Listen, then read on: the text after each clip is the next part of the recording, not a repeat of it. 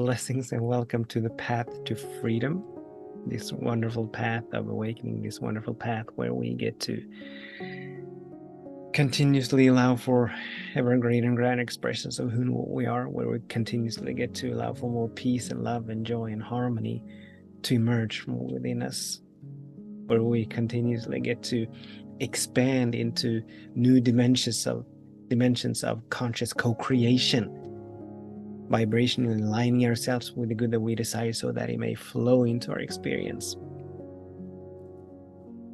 Not through efforting, not through trying to make it happen or forcing or manipulating, but in a beautiful collaboration with the sacred laws.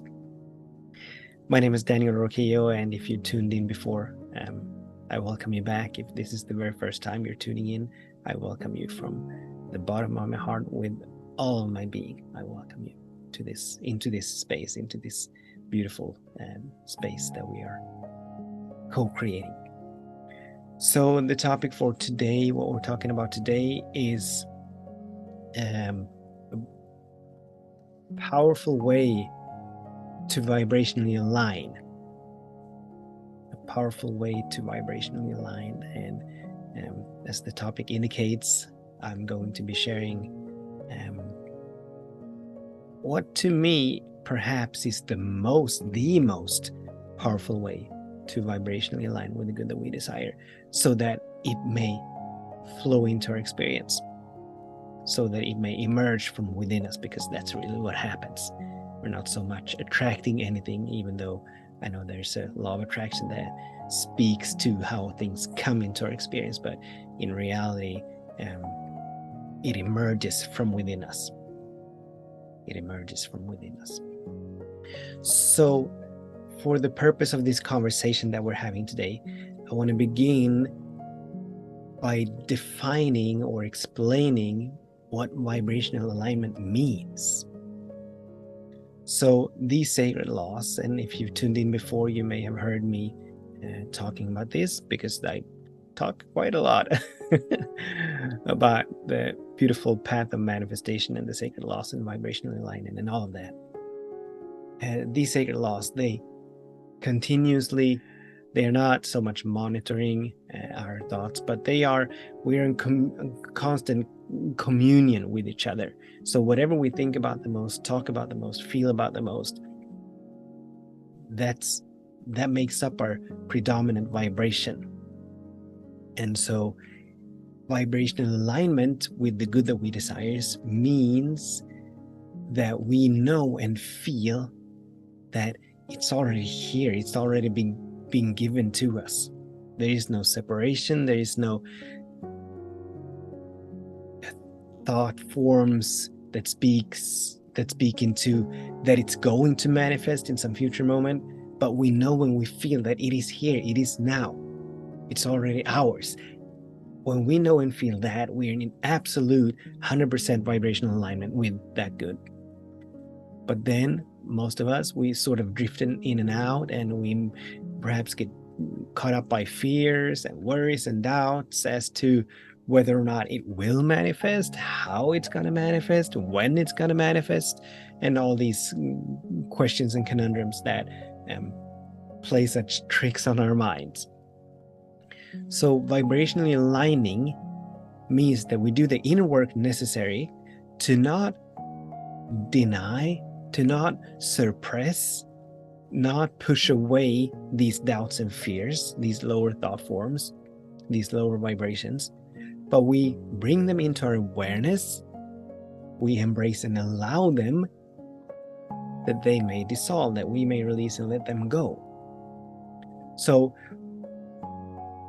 our minds is habitual in the way that thoughts flow through it, meaning that many of the thoughts that we are becoming aware of, that we are experiencing, that we are entertaining, that we're buying into, they are habitual, they are repetitive, so they sort of move in circles.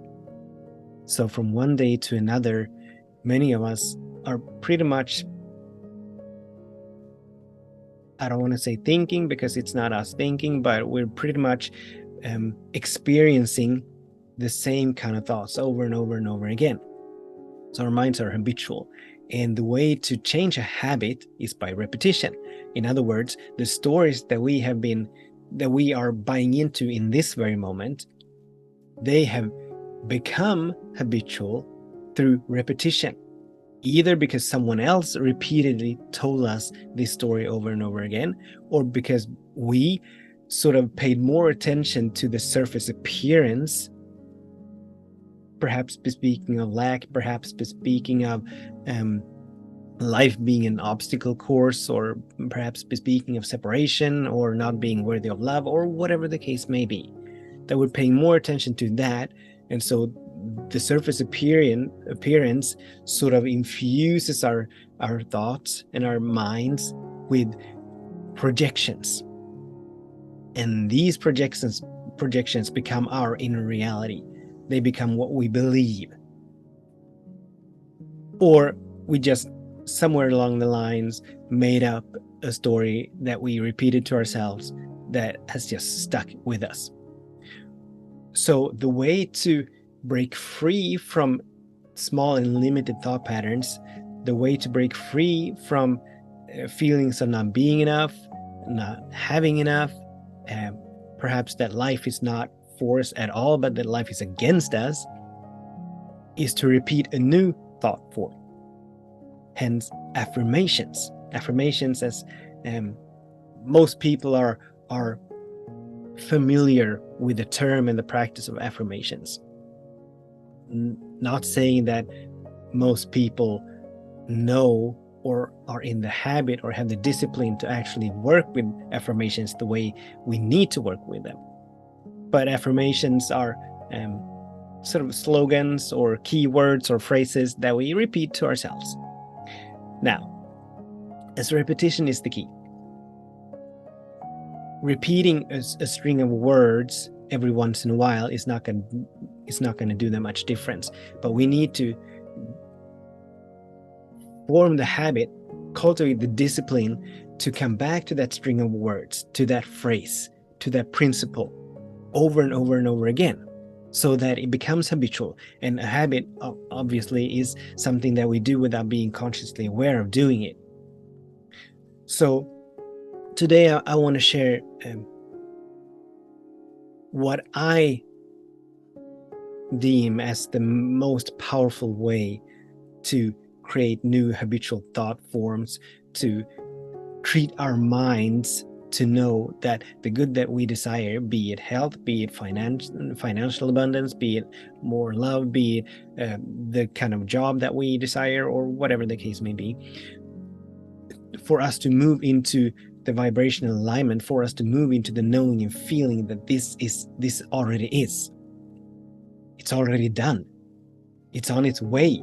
It's already been given to us. We may not see it yet, but still it's ours.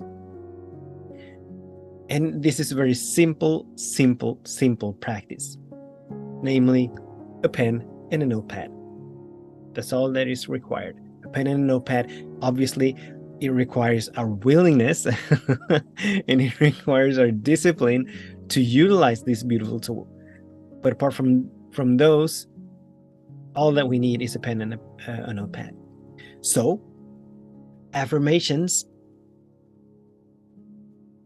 need to be in the affirmative, meaning they need to be speaking about that which is not, about that which is not.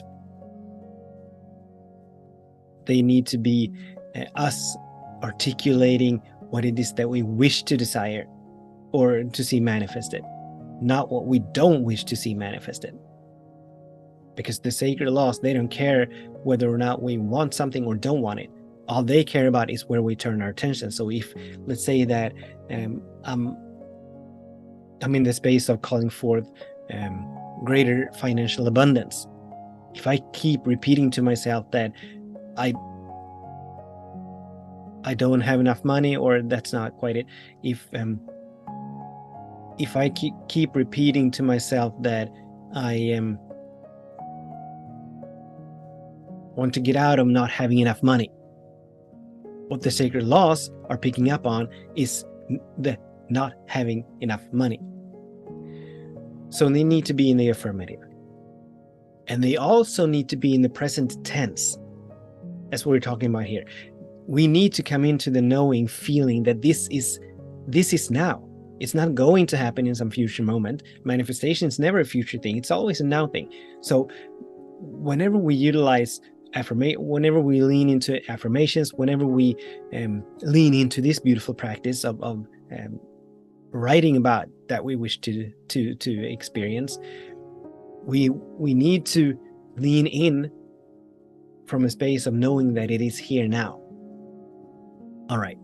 So using a pen and a notepad, what I do, and this is one of my favorite practices and probably the most powerful practice that I know of when it comes to vibrationally aligning, is that I pick up my pen, I pick up my notepad, and this can be I can do this while watching TV. I can do this while hanging out with the family. I can do this in the waiting room on a bus. I can do this whenever I have a moment in between when I'm not required to have my full attention on something else. That's when I lean into this practice. And so what I do is I just begin to write. I begin with my main desire sort of leading me into a flow. So let's, for instance, what I'm currently working on right now is to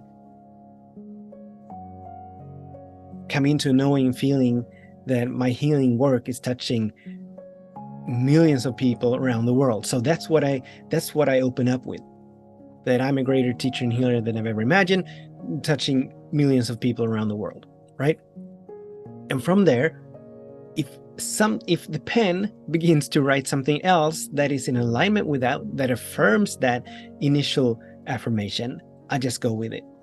If the pen does not by itself write something that is in alignment with that, I can either repeat that statement, repeat that affirmation, or I come up with something else. It doesn't really matter if the pen moves by itself or if I have to think about it. The beauty and the power behind using a pen, and I'm absolutely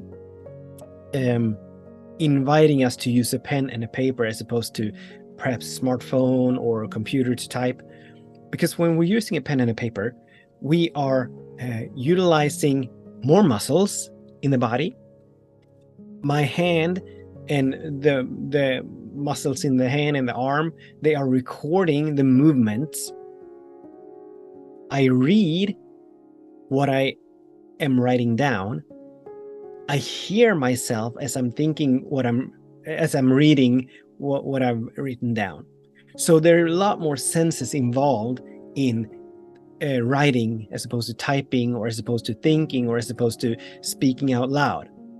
I'm not denying any of those. I'm not, discounting any of them. But we want to, in order for integration to happen, for embodiment to happen, the more senses we involve, the better, the more powerful the practice becomes. So I just sit and write, and I sort of hit it at it from different angles, so I can perhaps lean into or write down that every single day people are tuning in to hear my voice, to be inspired, to be moved, that I am whatever. It doesn't really matter as long as I'm articulating and describing what it is that I wish to see manifested. And I do this for about 20 minutes, unless there's a shorter space. But if I have the space, and I do make sure, this is a priority for me, I do make sure that I do have the space. So at least once a day, and oftentimes a number of times every day, I lean into this for about 20 minutes. And I have an alarm on my phone, on my smartphone, that I set to go off after 25 minutes. And so I stick with it. And it doesn't matter if I keep repeating the same sentence over and over and over again, or if there's an abundance, if there's a beautiful free flow of expressions and articulations and descriptions as to what it means for me to be a greater teacher and healer than I've ever imagined, touching millions of people around the globe. And this is such a beautiful complement. It's not the only practice, but it's a beautiful addition to the other practices. And over time, this beautiful practice, it helps us overwrite, it helps us reprogram our minds to begin to think in an affirmative way, to begin to think so that we may know and feel that this that I'm actually describing, that I'm writing about, it already is. So it's a beautiful way of moving into the feeling tone that is in alignment with the good that we desire. So I invite you to try it. I invite you to stick with it, because initially you may experience some discomfort. You may experience perhaps feelings of embarrassment or shame, or even be feeling stupid, or whatever the case may be. But I invite you to stick with it. I'm not gonna give you a number of days to stick with it, but I do invite you to stick with it until you feel comfortable enough with it so that you can choose whether or not to keep doing it or stop doing it. So that was it for today. I invite us all to pick up that pen and pick up that note paper and begin to describe, articulate the life that we want to have, the experiences that we want to call into our lives. Thank you so much for tuning in, for participating. Until the next time, I absolutely bless all of our days and all of our ways. Much love to all of us. Namaste.